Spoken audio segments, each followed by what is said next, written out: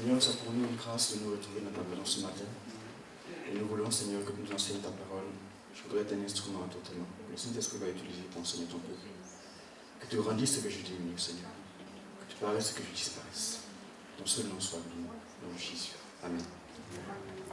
Ce matin, nous allons parler de la puissance de Dieu dans notre faiblesse. On devait poser une question un peu frère. Qui a déjà participé à une cérémonie où on récompense les lauréats qui sont les plus nuls? Vous arrivez et puis on va récompenser les lauréats. Et puis c'est les derniers là qu'on récompense. Personne, heureusement. Personne n'a jamais participé à une telle cérémonie. Parce qu'on récompense toujours les premiers. Le premier, le deuxième, le troisième. Et parce que c'est comme ça que le monde fonctionne. Et les plus faibles sont écrasés. Les plus faibles n'en tiennent pas compte. Parce que, à la limite, c'est la loi de la jungle. Le lion mange l'antilope. Le renard, il mange ce qu'il peut manger. Chacun domine. Et chacun essaie d'écraser le plus faible.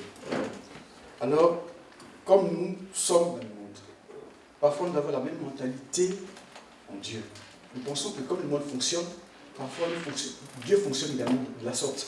Donc, nous pensons que notre faiblesse est un défaut que Dieu ne peut utiliser.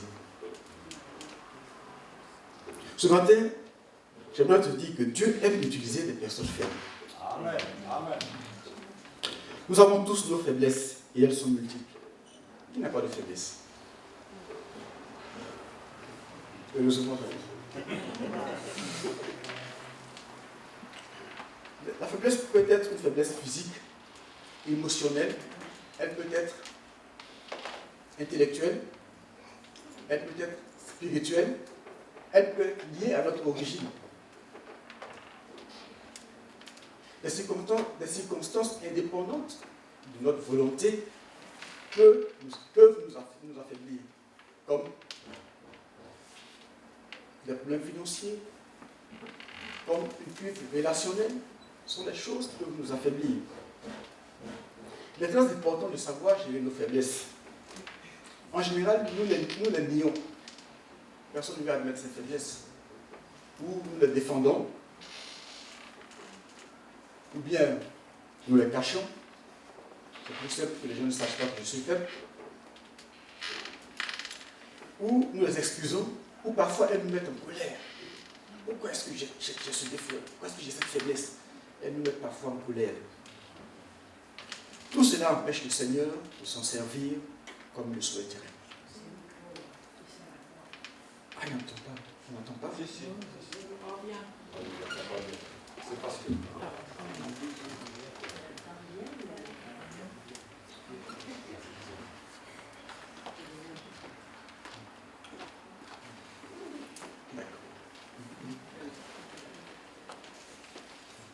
La manière dont nous traitons nos faiblesses fait que Dieu ne peut pas utiliser nos faiblesses comme il le souhaiterait.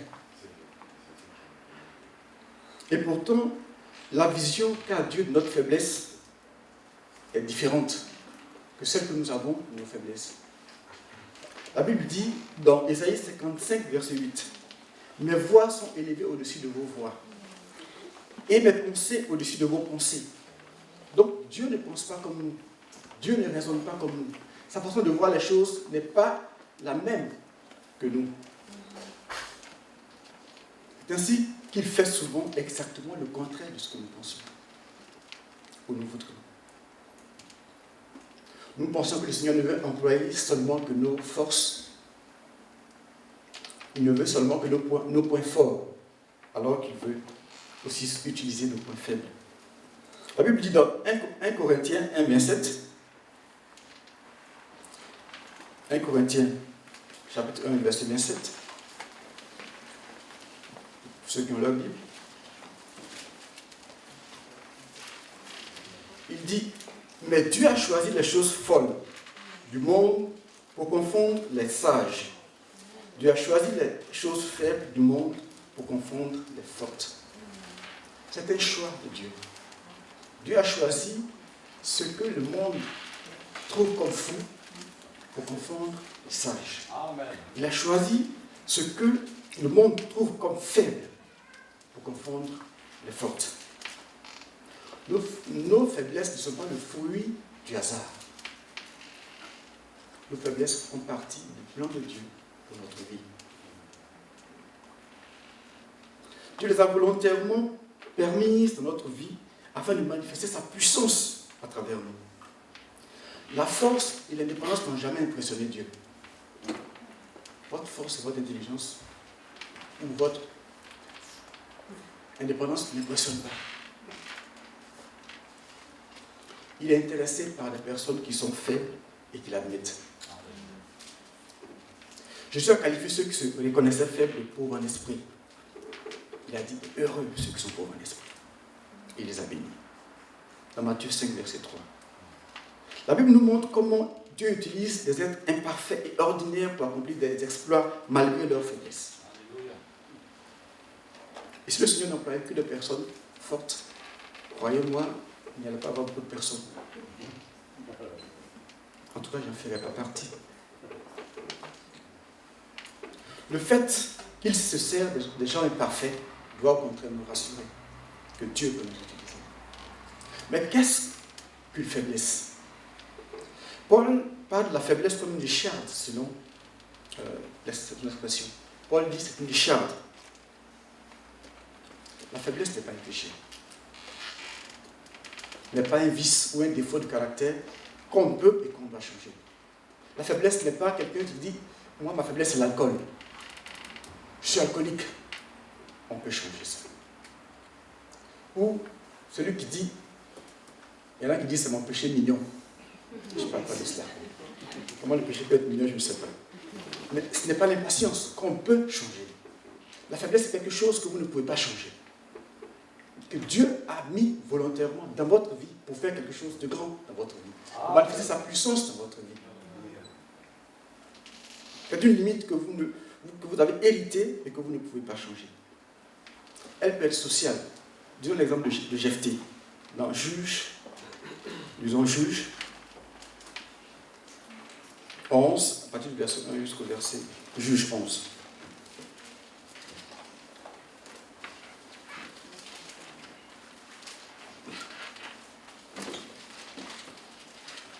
Les enfants d'Israël étaient assaillis par les fils d'Amon.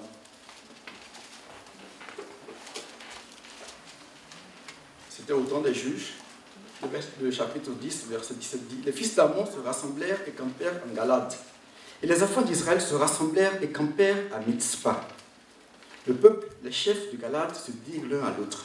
Quel est l'homme qui commencera l'attaque contre les fils d'Amon? Il sera le chef de tous les habitants de Galade. » Chapitre 11 dit « Jephthé, le Galadite, était un vaillant héros. Il était fils d'une femme prostituée. Et c'est Galad qui avait engendré Jephthé.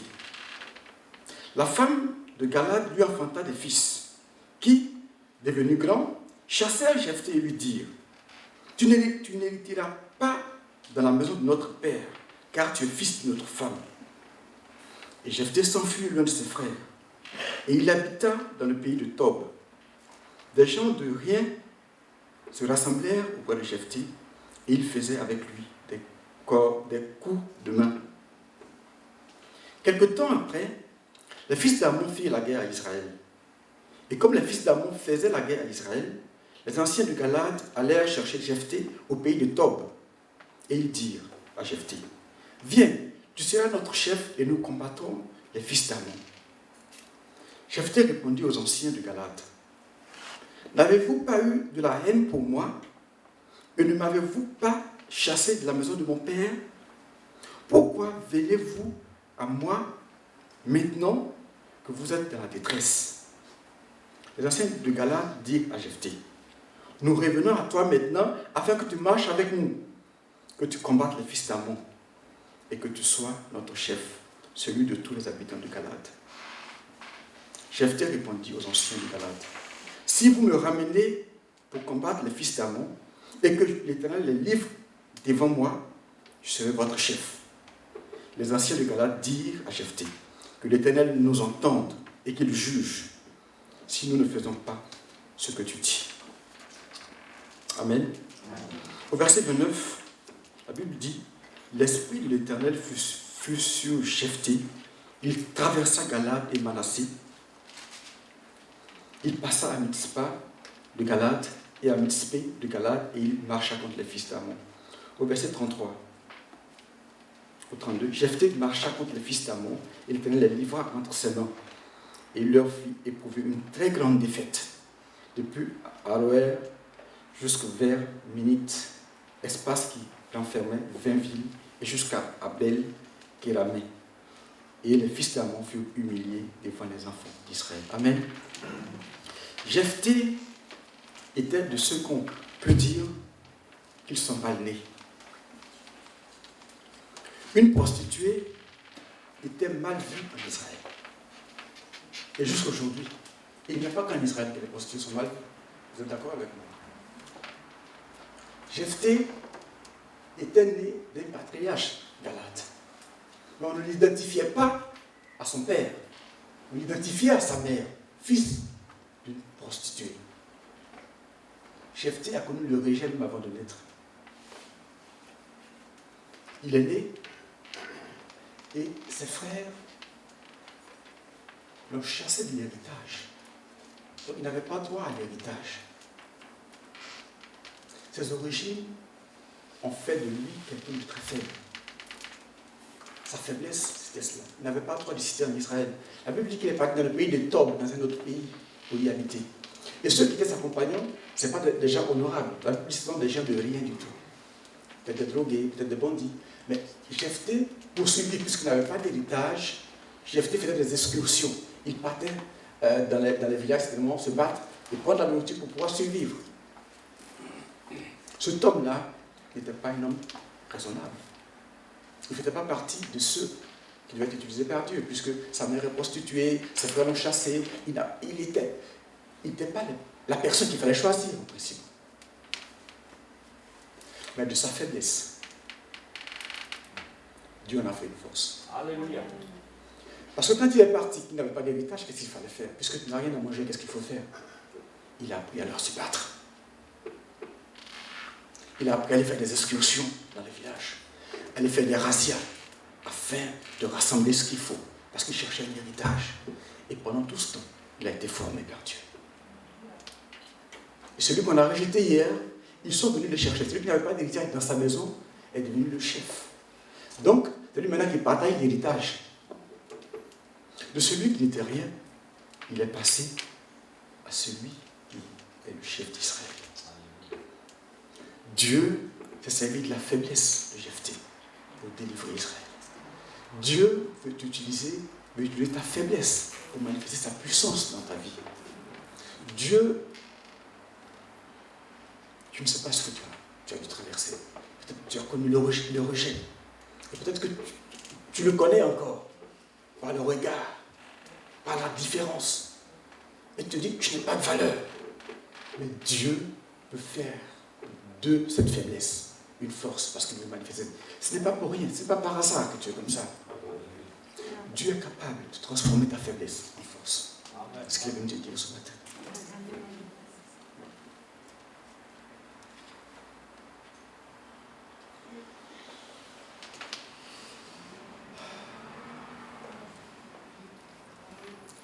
Celui qui n'avait pas d'héritage est à la tête de tout le pays. Celui qui n'était rien du tout est celui qui était le plus en vue. Et il a imposé ses règles. Il dit, si je viens avec vous, je serai votre chef. Il n'a pas dit, je veux l'héritage de la maison de mon père. Non. C'est plus suffisant. Je veux être votre chef. On dit, oui, tu seras notre chef, il faut venir. Parce que personne n'est vaillant comme toi. Parce que l'Éternel t'a formé au travers de ta faiblesse. Que dire de Gédéon? La faiblesse peut être aussi émotionnelle comme la peur.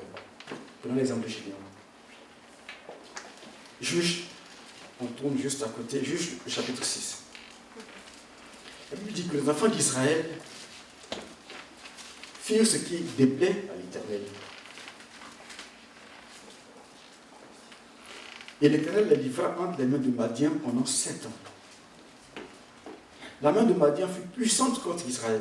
Pour échapper à Madian, les enfants d'Israël se retiraient dans les ravins des montagnes, dans les cavernes et sur les rochers fortifiés. Quand Israël avait sémé, Madian montait avec Amalek et les fils d'Orion, et ils marchaient contre lui. Ils campaient en face de lui, détruisaient les productions du pays jusque vers Gaza, et ne laissaient en Israël ni vivres, ni brebis, ni bœufs, ni ânes, car ils montaient avec leurs troupeaux et leurs tentes. Ils arrivaient comme une multitude de sauterelles. Ils étaient innombrables, eux et leurs chameaux, et ils venaient dans le pays pour le ravager. Israël fut très malheureux à cause de Madian, et les enfants d'Israël crièrent à l'Éternel. Au verset 11, il dit: Puis vint l'ange de l'Éternel, et il s'assit sous le térébinthe de Phra, qui appartenait à Joas, la famille d'Abiezer. Gédéon, son fils, battait du froment au pressoir pour le mettre à l'abri de Madian.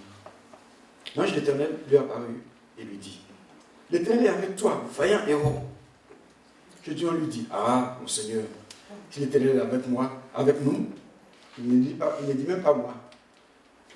Il dit avec nous. Pourquoi toutes ces choses nous sont-elles arrivées? Et où sont tous ces prodiges que nos pères nous racontent quand ils disent: L'Éternel ne nous a-t-il pas fait monter hors d'Égypte? Maintenant, l'Éternel nous abandonne et il nous livre entre les mains de Madian.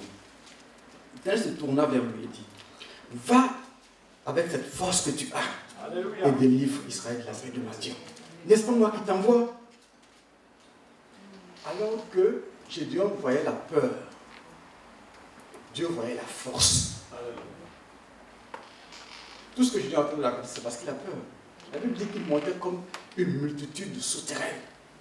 Il venait ravager tout le pays. Et tout ce qu'il avait pour se protéger, c'était les ravins des montagnes, c'était les cavernes, c'était les rochers fortifiés. C'est là-bas qu'il partait se cacher. Et c'était une détresse totale parce que tout le pays était ravagé. Tout ce qu'il avait passé une année à planter était ravagé en un jour. Et tout le monde avait peur en Israël. Dieu lui dit: Va avec la force que tu as. Amen. Gédéon, ça fait baisser la peur, il avait peur. Et on va le voir sur toute la vie de Gédéon. D'abord, pour partir, il a dû demander à Dieu des signes. Si le toison devient, s'il est mouillé, alors c'est toi. Maintenant, il dit: s'il est sec, c'est toi. Et il lui dit de partir à la guerre. Gédéon rassemble 32 000 personnes. 32 000 personnes. Ça, c'est le signe qu'il voulait quand même se rassurer avant de partir. Et Dieu lui dit: le peuple qui est avec toi est trop nombreux. Et il risque de tirer gloire de la délivrance qu'il va accorder à Israël. Donc, il dit: bon, dis à tous ceux qui ont peur de se retirer. Je dis: on dit, tous ceux qui ont peur, tous ceux qui craignent, repartent chez vous. Et les 22 000, ils sont repartis. Vous voyez la peur. De 32 000, il ne reste que 10 000. Donc 22 000 personnes sont réparties chez eux. Quel général de l'armée n'aurait pas peur de voir ses troupes partir face à une multitude comme des sauterelles? On peut les lire.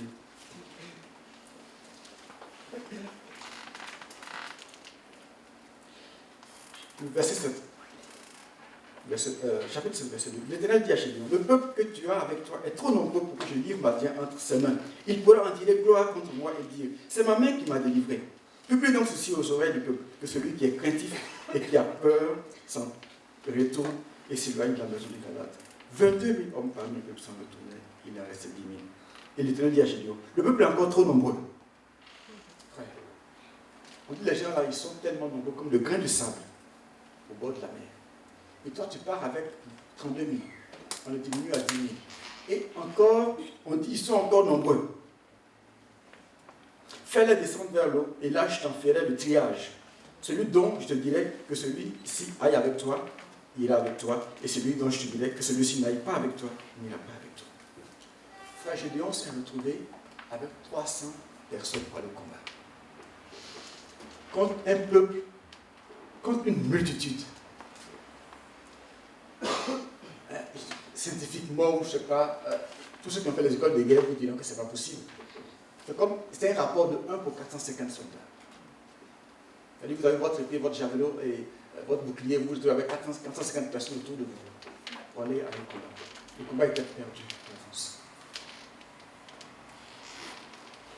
Mais c'est là que Dieu manifeste sa puissance. Alléluia. La faiblesse de Gédéon, Dieu a sorti la force. Et même jusqu'au combat, pour le rassurer, il lui a dit, si tu as peur, descends et va écouter ce qu'ils sont en train de dire dans le camp ennemi. Si tu as peur, pars avec Pura, ton serviteur. Pour prouver que Gédéon avait peur, Dieu est parti avec Pura, son serviteur, pour aller écouter. Et là-bas, il a entendu des gens dire qu'il y a eu un songe. Quelqu'un a raconté le songe qu'il a eu, l'autre a dit, c'est la main de Gédéon qui s'abat sur nous. Il a dit, Seigneur, c'est que vraiment tu as parlé. Il est revenu. Et là, il a réorganisé l'armée, 300 personnes. Ils ont délivré le peuple. Parce que juste quand il a commencé à sonner la trompette, les soldats se sont commencés à s'entretuer. Dieu l'a délivré. De l'homme qui avait peur, Dieu a vu en lui le vaillant héros.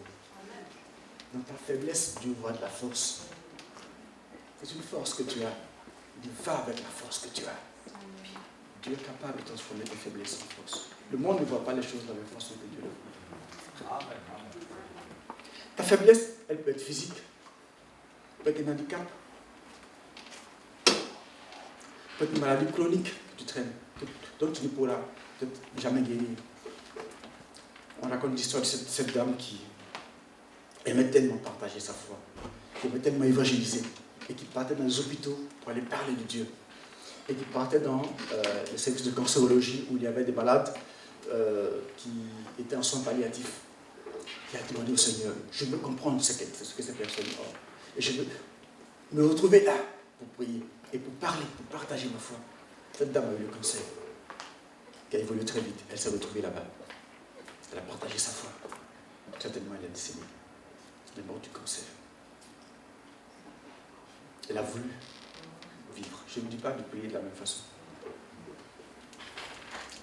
Mais c'est ce qu'elle a ressenti. Votre faiblesse peut être une incapacité naturelle, un manque d'énergie. Mais croyez-moi, Dieu veut accomplir sa puissance dans votre faiblesse. Faites votre taille, comme Zaché. J'ai de petite taille. Mais on parle de lui dans la Bible. Zaché a fait des choses extraordinaires quand le Seigneur l'a touché. Votre faiblesse peut être un traumatisme. Un souvenir douloureux que vous avez de votre enfance. Peut-être un caractère particulier, une disposition héréditaire. Peut-être une tendance à la dépression. Tout cela, c'est une faiblesse, mais Dieu est capable de vous transformer. Dieu est capable de vous utiliser puissamment pour la parole de Dieu. Elle peut être financière. Peut-être que vous n'avez pas de grands moyens, donc vous vous dites, oh, moi je n'ai pas de valeur. Non. Dieu sait pourquoi il a permis que vous ayez cette faiblesse financière. Elle peut être intellectuelle. Peut-être que vous n'avez pas fait de longues études. Vous dites, moi, je ne suis pas capable de... Non. Vous savez, le Seigneur n'a pas pris, quand il est arrivé, des gens très instruits dans la société pour être disciples. C'est des pécheurs. À une peut-être qui était médecin, mais c'était des pécheurs, des personnes ordinaires qui ont impressionné par l'esprit avec lequel ils parlaient au peuple, par les miracles qui s'accomplissaient dans leur vie. Les érudits, les pharisiens, les scribes, les gens de la loi, tout cela a été impressionné par des gens simples qui étaient de simples pécheurs. Le Seigneur n'a pas besoin de vos forces, il a besoin de vos faiblesses.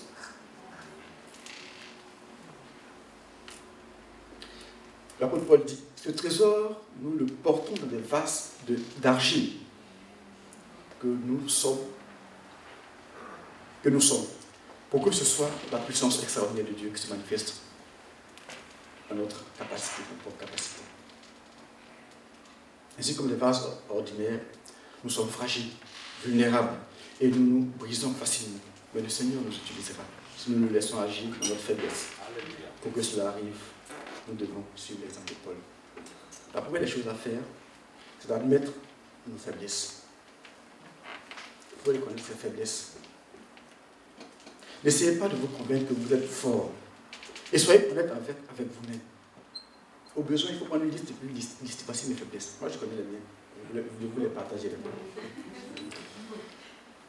Nous devons reconnaître que nous ne sommes que des hommes. Et comme des hommes, nous avons évidemment des faiblesses.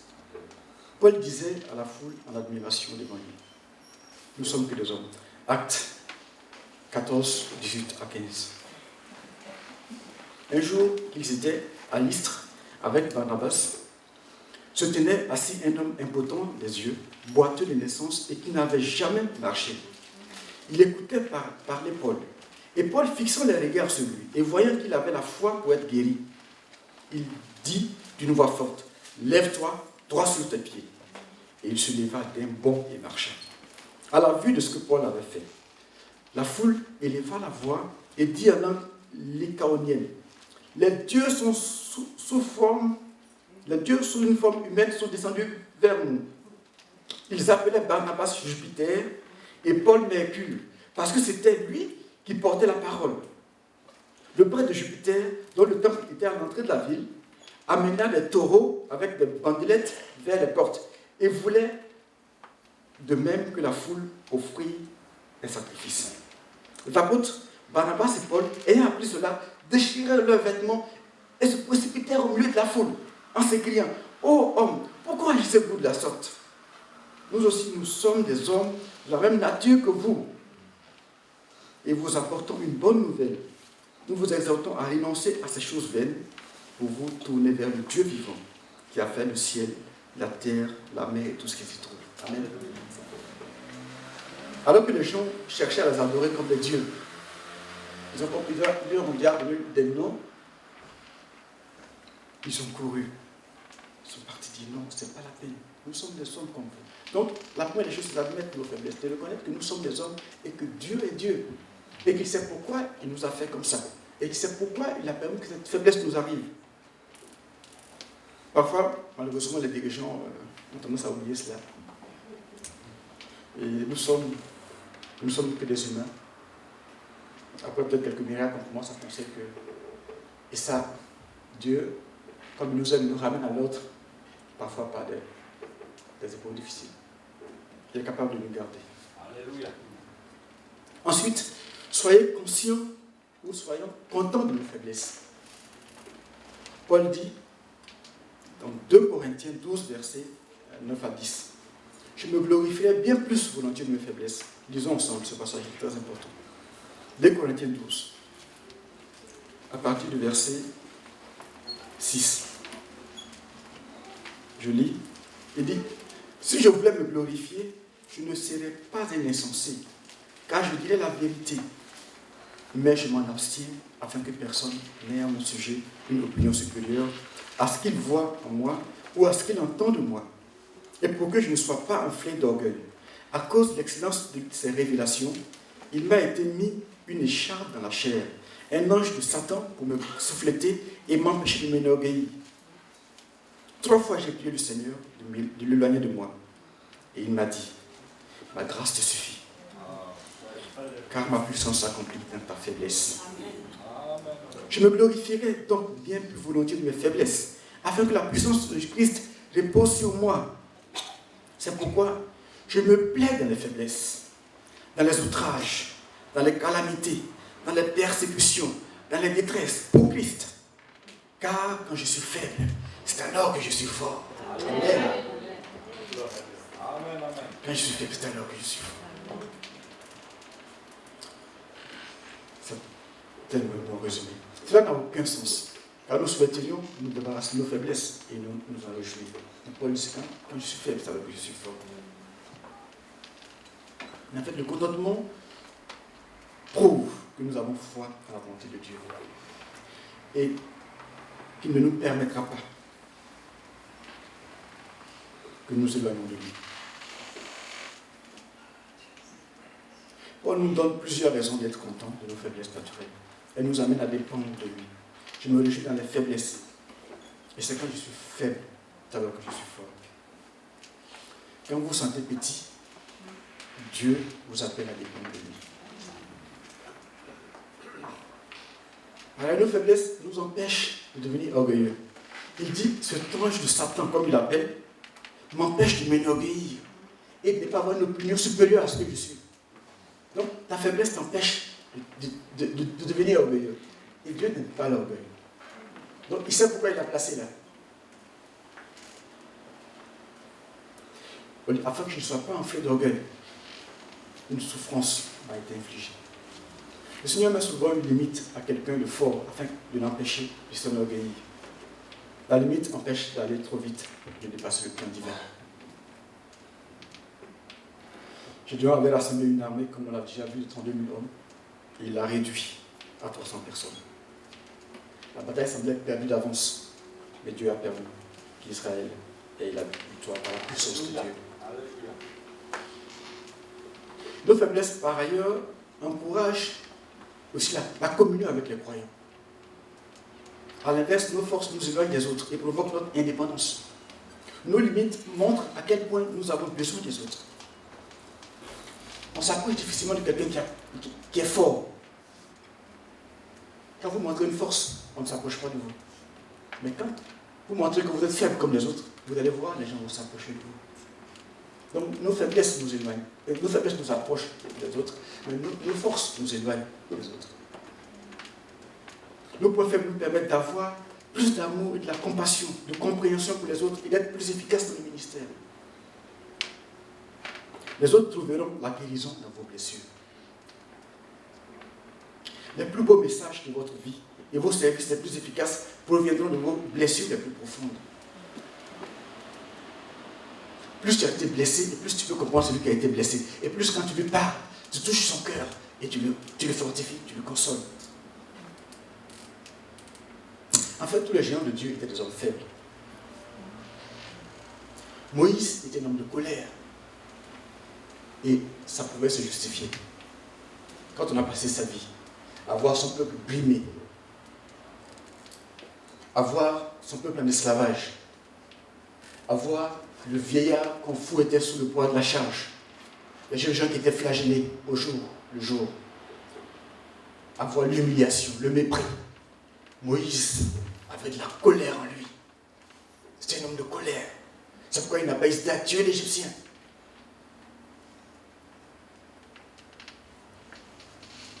Il est revenu avec les tablettes.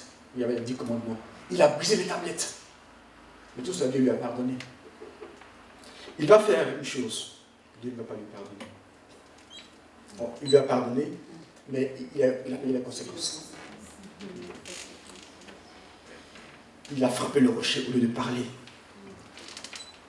Le rocher. Vous savez pourquoi? La Bible dit, dans 2 Corinthiens, dans 1 Corinthiens 10, verset 3 à 4, ils buvaient tous à un rocher spirituel et ce rocher était Christ. Donc, Dieu lui dit, va parler au rocher de Christ. Et Moïse va frapper le rocher. Dieu lui dit, cette fois-ci, toi et Aaron, vous n'entrerez pas dans la terre promise. Moïse a monté sur le mont Nebo et il a vu ce beau pays, mais il n'y est pas entré. Pourquoi? On dit, mais la première fois il a frappé, la seconde fois parce qu'il n'a pas frappé. Voyons ensemble. Dans Exode 17, verset 5 à 7. Pourquoi la première fois il a frappé? La Bible dit, Moïse, verset 4, 17, Exode 17, verset 4, jusqu'au verset 7. Moïse cria à l'Éternel en disant, que ferai-je à ce peuple? Encore un peu et ils me lapideront. L'Éternel dit à Moïse, passe devant le peuple et prends avec toi des anciens d'Israël. Prends aussi dans ta main ta verge avec laquelle tu as frappé le fleuve et marche. Voici, je me tiendrai devant toi sur le rocher d'Oreb. Tu frapperas le rocher, il en sortira de l'eau. Et il peut boire. Et Moïse fit ainsi aux yeux des anciens d'Israël. Il donna à ce lieu le nom de Massa et Mériba, parce que les enfants d'Israël avaient contesté et parce qu'ils avaient tenté l'Éternel en disant, l'Éternel est-il au milieu de nous ou n'y est-il pas? Donc la première fois, Dieu lui dit, va frapper le rocher. La première fois, il fallait frapper le rocher. Et parce que la question du peuple c'était, l'Éternel est-il au milieu de nous ou n'y est-il pas? Parce que la Bible dit, il s'appellera Emmanuel, Dieu avec nous. Donc c'était la question à laquelle il fallait répondre. Et il fallait frapper. La Bible dit qu'il a été frappé pour nous, humilié pour nous, méprisé pour nous. Et donc la première fois, il fallait que sorte, que le sang soit versé. Et donc l'eau est sortie pour donner la vie. Donc la première fois, ça se justifiait qu'il frappe le rocher. Christ n'est pas mort deux fois. La seconde fois, il voulait frapper. Il a frappé la seconde fois. Ce n'était pas une étude de foi la seconde fois. Nous allons voir dans Nombre 20, versets 7 à 13.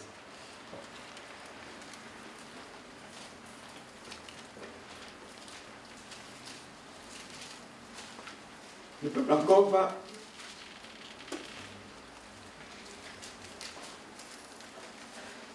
se révolter contre Dieu.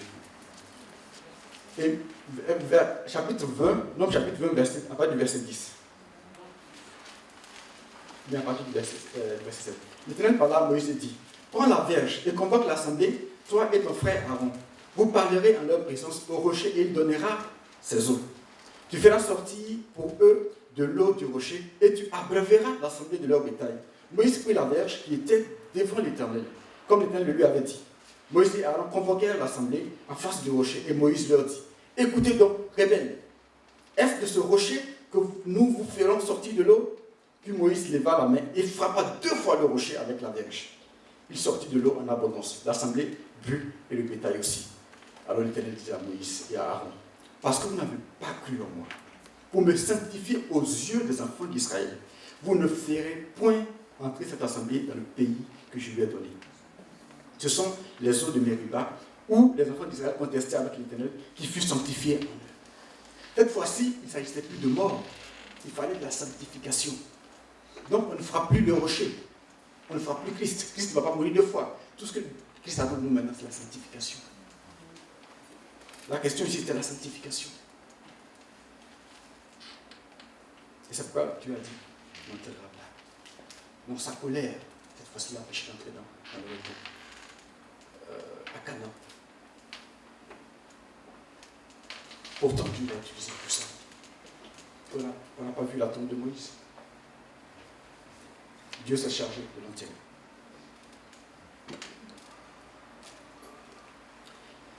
Que dirons-nous des autres? Comme la Bible dit que Moïse, Nombre 12, verset 3, a été l'homme le plus patient du monde. Malgré tout cela, Dieu a fait de lui l'homme le plus patient du monde. Que dirons-nous d'Abraham, qui, par 2 fois, avait tellement peur qu'il a dit qu'il a pris sa femme comme sa sœur pour se protéger. Mais le Seigneur a fait de lui le Père de tous ceux qui croient. Romains 4, verset 11. Et que dirons-nous de Pierre l'impulsif, le lâche, qui est devenu un roc? Matthieu 16, 18. Et David, le roi David, l'adultère, il a fait place à un homme sur le cœur de Dieu. Acte 13, verset 22. Et le Jean l'un des fils du tonnerre, qui est devenu l'apôtre de l'amour. Hébreux 11, on nous dit, le temps nous manquera de parler de Barak, de Samson, de tout cela. Dieu aime changer la faiblesse en force. Il désire prendre votre plus grande faiblesse et la transformer. Pour cela, il faut parler franchement de vos points faibles, comme Paul se glorifier ses faiblesses. Jacob était un manipulateur. Il a eu parfois aussi que Dieu transforme notre force en faiblesse pour pouvoir manifester sa puissance. Jacob était un manipulateur qui a passé sa vie à comploter, lui a fui les conséquences de ses stratagèmes. Jacob a fui son frère, il est parti chez Laban. Chez Laban, il fuit, il revient chez son frère. Il passait son temps à manipuler tout le monde et à fuir. Et une nuit, avant qu'il n'entre dans le pays du Canaan, il dut lutter avec un homme, il dut lutter avec Dieu. Et comme il était fort, la Bible dit que l'homme lui a dit, mais l'aurore, laisse-moi partir parce que l'aurore approche. Jacob dit, non, je ne te laisserai pas partir tant que tu ne m'aurais pas béni. Donc Jacob était fort. Dieu l'a touché à la poitrine de la bouche. Le muscle le plus puissant. Jacob est devenu faible. Depuis ce jour-là, Jacob a se connecté sur Dieu. Il a boité tout le reste de sa vie. Dieu a transformé sa force. Ce qu'il faisait courir, il a transformé en faiblesse. Il peut s'appuyer sur lui. Donc si vous êtes fort, il est probable que vous boitez prochainement. Dieu a touché sa force. Si vous souhaitez que Dieu vous bénisse et vous utilise, vous devez être prêt à boiter dans le reste de votre vie. Car le Seigneur se sert des gens faibles. Et si tu crois, tu verras la gloire de Dieu. Quel que soit ce que tu as connu comme faiblesse. Il a dit, je suis venu non pour les bien portants, mais pour les malades. Il a dit, on t'appellera réparateur des brèches. C'est lui qui répare les brèches. Parce que tu as su réparer la tienne avec la puissance de Dieu. Quelle que soit ta brèche, il la répare aujourd'hui. Quelle que soit ta blessure, il te guérit. Il te régénère, il te restaure, et il te fortifie. Que le Seigneur nous bénisse. Amen. Seigneur, merci pour ta parole. Merci de nous restaurer. Merci de nous connaître, Seigneur. Nous demandons de nous fortifier. Nous demandons de nous relever, Seigneur. Nous demandons de penser nos blessures, Seigneur. Par ta puissance et que ta puissance ne se manifeste pas. Au nom de Jésus. Amen.